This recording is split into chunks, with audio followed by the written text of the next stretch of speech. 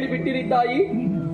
ವಂಶದ ಕೀರ್ತಿಯನ್ನು ಬೆಳಗುವುದಕ್ಕಾಗಿ, ಉಜ್ವಲಗೊಳಿಸುವುದಕ್ಕಾಗಿ, ಕಾಪಾಡುವುದಕ್ಕಾಗಿ ನಿಮ್ಮ ಮಗ ಹೊರಟು ನಿಂತಿದ್ದಾನೆ.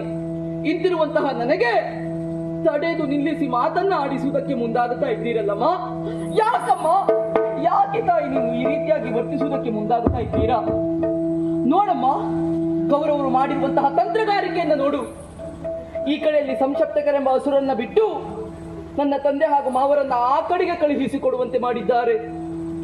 ನಂತರ ಈ ಕಡೆಯಲ್ಲಿ ಚಕ್ರವ್ಯೂಹವನ್ನು ರಚನೆ ಮಾಡಿ ಪಾಂಡವರಿಗೆ ಪಂಥಾವಾದದ ಮಾತನ್ನ ಆಡಿದ್ದಾರೆ. ಏನು ಗೊತ್ತುಂಟೇನಮ್ಮ, ಪಾಂಡವರಲ್ಲಿ ವಿಕ್ರಮಿಗಳೇ ಇದ್ದಂತೆ ಹೋದುವಂತಾಗಿದ್ರೆ ಬರಲಿ ನೋಡೋಣ ಎನ್ನುವ ಹಾಗೆ ಈ ಮಾತನ್ನ ಕೇಳಿರುವಂತಹ ದೊಡ್ಡಪ್ಪರಾಗಿರುವಂತಹ ಧರ್ಮಜ ನೆಲನೋಟಕನಾಗಿ ಕುಳಿತುಕೊಂಡಿರುವಂತಹ ಸಂದರ್ಭ ಅವರಲ್ಲಿಗೆ ಕೋಲ್ಮೆಚ್ಚಿದ ಹಾಗೆ ಪ್ರವೇಶ ಮಾಡಿ ರಣವೀಳ್ಯವನ್ನು ಕೂಡ ಪಡೆದುಕೊಂಡು ತಾಯಿಯ ಆಶೀರ್ವಾದವು ಶ್ರೇಷ್ಠ ಎಂಬ ವಿಚಾರವನ್ನೆಲ್ಲ ಅರಿತಿರುವಂತಹ ಈ ಅಭಿಮನ್ಯು ನಿಮ್ಮ ಆಶೀರ್ವಾದವನ್ನು ಪಡೆಯುವುದಕ್ಕಾಗಿ ನಿಮ್ಮ ಗೃಹದತ್ತ ಧಾವಿಸಿ ಬರುತ್ತಿರುವಂತಹ ಸಂದರ್ಭಕ್ಕೆ ಮಾರ್ಗ ಮಧ್ಯದಲ್ಲಿ ಸಿಕ್ಕಿದವರು ತಾವು.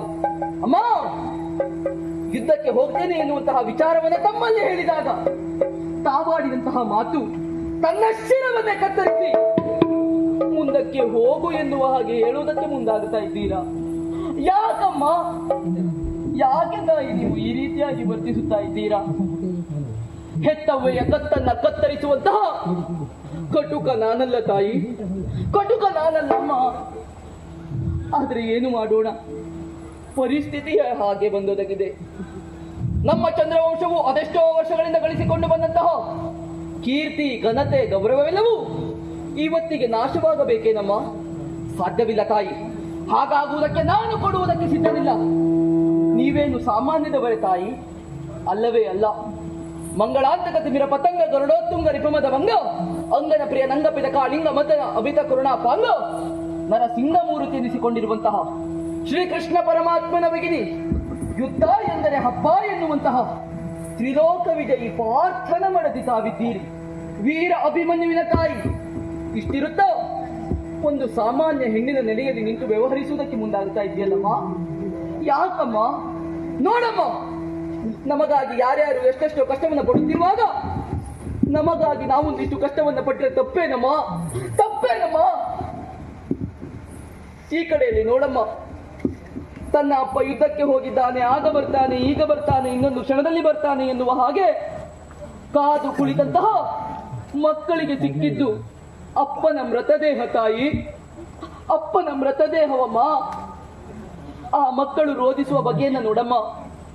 ಅಪ್ಪ ಅಪ್ಪ ಮಾತಾಡಿ ಅಪ್ಪ, ಮಾತಾಡಿ ಅಪ್ಪ, ಮಾತಾಡಿ ಅಪ್ಪ ಅಂತ ರೋಧಿಸುವ ಮಕ್ಕಳಿಗೆ ನಾನಿದ್ದೇನೆ ಅಂತ ಉತ್ತರಿಸುವವರು ಯಾರಿದ್ದಾರಮ್ಮ?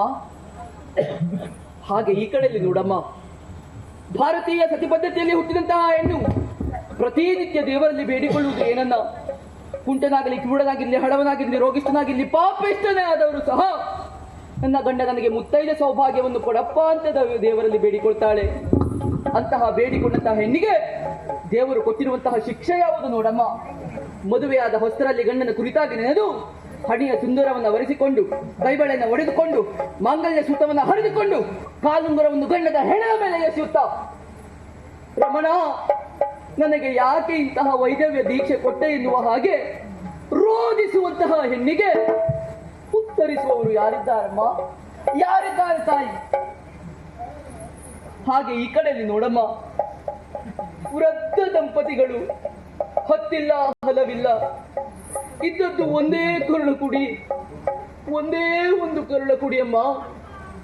ರಣಕ್ಷೇತ್ರಕ್ಕೆ ತನ್ನ ಮಗ ಹೋಗಿದ್ದಾನೆ, ಆಗ ಬರ್ತಾನೆ, ಈಗ ಬರ್ತಾನೆ, ಇನ್ನೊಂದು ಕ್ಷಣದಲ್ಲಿ ಬರ್ತಾನೆ ಎನ್ನುವ ಹಾಗೆ ಕಾದು ಕುಳಿತಂತಹ ವೃದ್ಧ ದಂಪತಿಗಳಿಗೆ ಸಿಕ್ಕಿದ್ದು ಮಗನ ಮೃತದೇಹವಮ್ಮ, ಮಗನ ಮೃತದೇಹ ತಾಯಿ.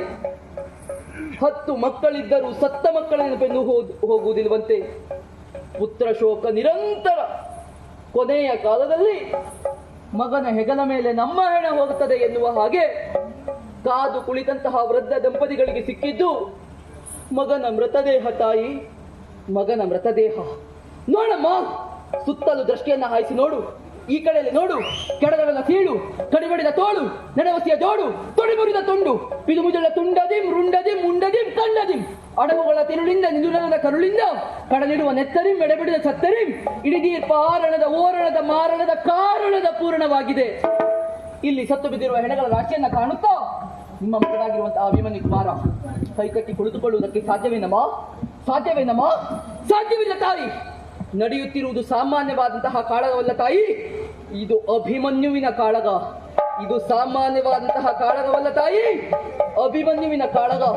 ವಾತ್ಸಲ್ಯ ಎಂಬ ಹಕ್ಕಿನಿಂದ ನನ್ನನ್ನು ಸುತ್ತುವುದಕ್ಕೆ ಮುಂದಾಗಬೇಡಿ ತಾಯಿ. ಹೋಗ್ಬೇಕು ಹೋಗ್ಬೇಕು.